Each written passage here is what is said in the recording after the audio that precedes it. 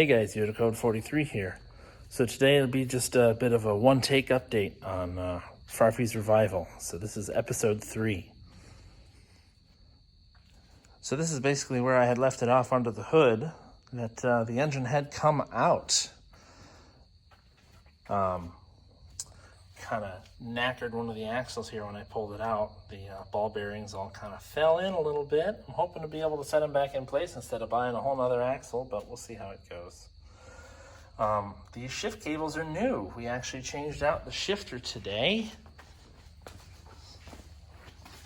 So it has an entire Mark IV shifter in it now.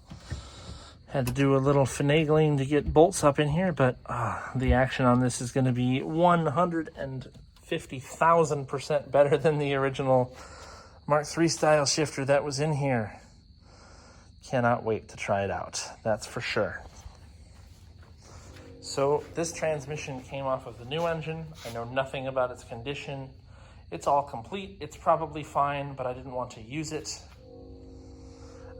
This is the front section of the exhaust that was pushing us around when we were trying to pull the engine out in the last episode. So I had unhooked it from the manifolds before I pulled it out. And then I had unhooked the flange downstream down here in order to be able to pull this section out, because I found out when I was pulling it out that I definitely damaged the O2 sensor. So I'm gonna have to pick up a new one of those tomorrow. Apparently this is where another O2 sensor was supposed to go, but this car was not built that way. Well, this car's OBD1, so it doesn't need 2 of them. Either way, I'm gonna get a socket, get an O2 sensor, get another one in there, and we'll be off to the races. What else? Oh, yeah. Got my son a new little car to play around with when he's old enough. This is the old Mark III style shifter that came out. I mean, it's in good shape. It's just they have too much play. This is the transmission that was in the car attached to that engine. And boy, it's a freaking oily mess. It's awful. I don't know where the heck it was leaking from, but I think it was everywhere. And then if you look at the engine here, well, apparently since I set it down, I must have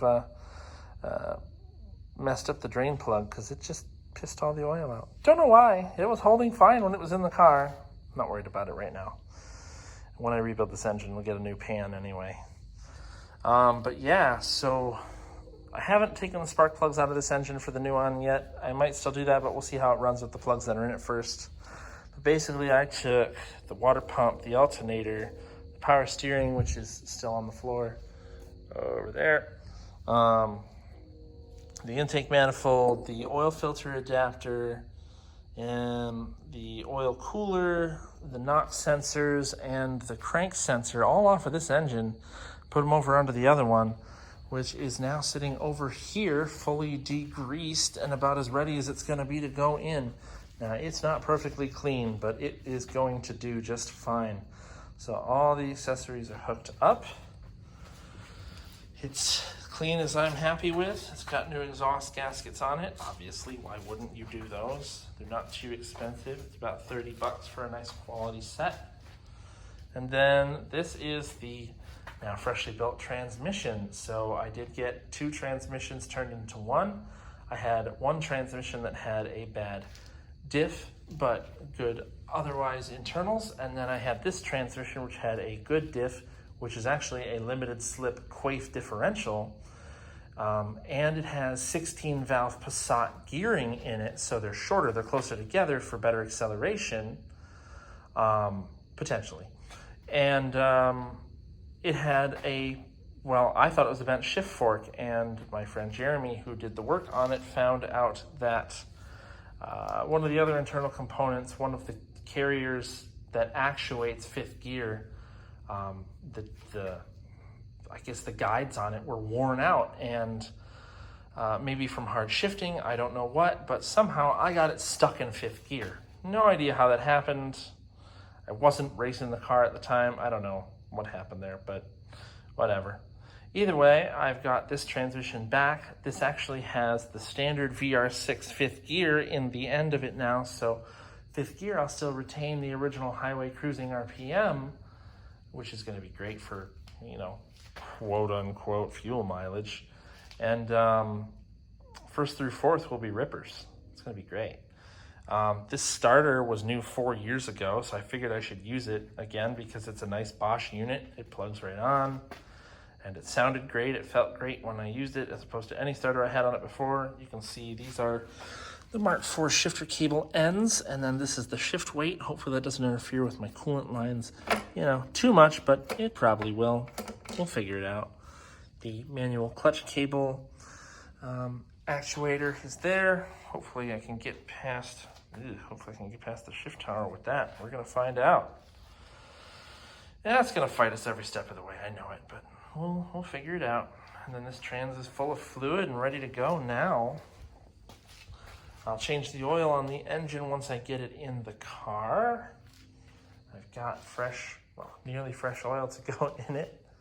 And yeah, it'll be great to go. Got the battery all charged up, and I mean, that's pretty much it. Oh yeah, right. You saw when I looked inside at the shifter, the entire interior is all ripped out. We were searching for mouse nests in here. So it had to all come out for sure. Everything down to the dash. It's really not that hard. I think we had it torn apart in less than an hour. It really was easy. I vacuumed all the front half. I got to redo it now that I've been in here drilling holes and crap. But I pulled apart the HVAC box here as well because we're installing AC into this car. This is an AC box. Just wanted to be sure that it was free of mouse nests, which it is.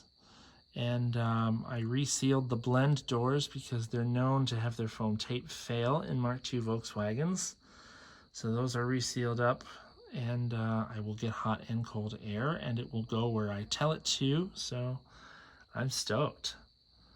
Next step will be I need to wash the carpets, and then I can put the interior back together now that the shifter is in. Yeah, and get that O2 changed out, put the exhaust in, follow it with the engine, and then see if it runs. So, yeah, well, I mean, that's really going to be all for today, and hopefully catch you guys next time. Like and subscribe for more, and yeah, we'll see you next time around.